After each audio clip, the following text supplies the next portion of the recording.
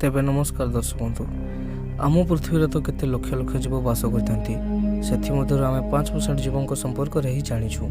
साधारणतः आम गाई गोरु छेली आदि प्रत्येक दिन देखि था किंतु आज भिडियो आम किसी एपरी जीवों संपर्क में कथा जहाँ संपर्क में आपड़ हुए तो जान थे तेणु भिडियोटी को आरंभ शेष पर्यंत देखु। So let's start. Crystal frog.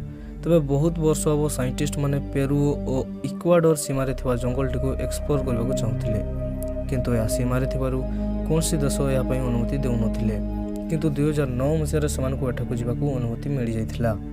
तेबे सेठारे विभिन्न प्रकार पशु पक्षी मध्य से क्रिस्टल बेंग को खोजी पाई जार ट्रांसपेरेंट बॉडी को देखि समस्ते आश्चर्य हो जाते।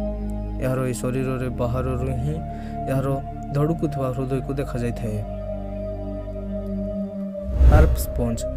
तेबे एही उद्भिद परी देखा जीवटीर नाम होची हार्प स्पंज।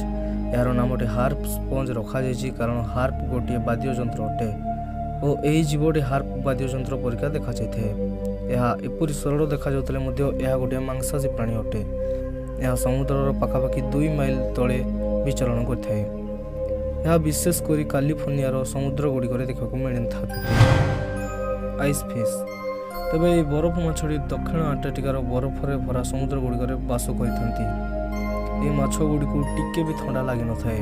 या छड़ा यार ट्रांसपेरेंट शरीर थिले मध्य यार रक्त लाल रंगर अटे।